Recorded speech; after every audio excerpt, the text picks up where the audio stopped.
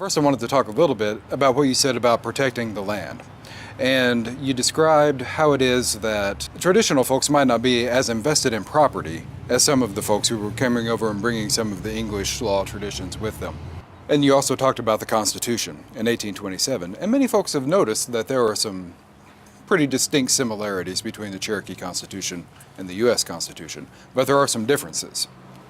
Could you tell us about those? I think the main difference is that real estate was owned in common. Mm-hmm. It belonged to everybody.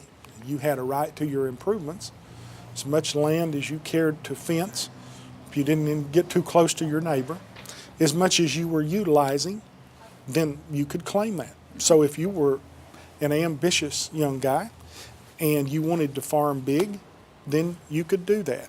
If accumulation appealed to you, if you wanted to have 2 wives and 2 big white houses and two barns full of corn, there was land enough, you could do that.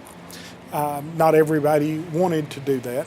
It was a nation of different people and different expectations, but it was agreed that we should give up no more of the land base, and that was,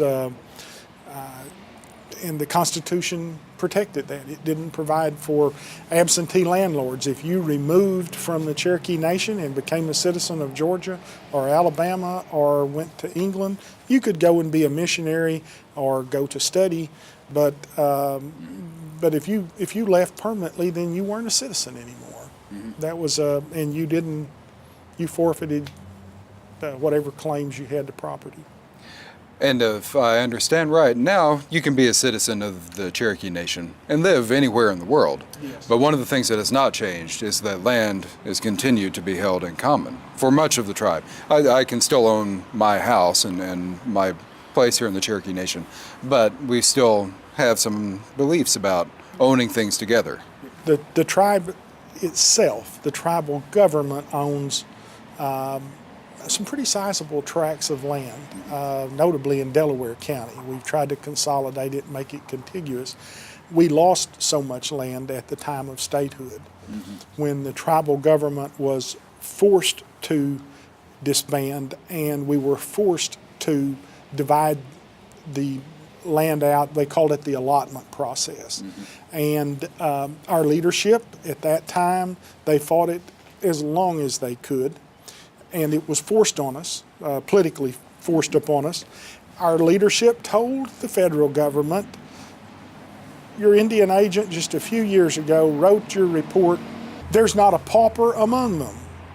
If you divide this land base, our people are not ready. Yes, you see perhaps the mixed-blooded elite most of the time were chief, not always. You see us, yes, we can function in one of the states. We can function in the state here. But our traditional people are going to be at peril, and we don't want this. They forced us to do it. Tribal people lost 90% of their land between 1906, when the allotment process was ended, in 1936, when all the crops all burned up during the Depression era.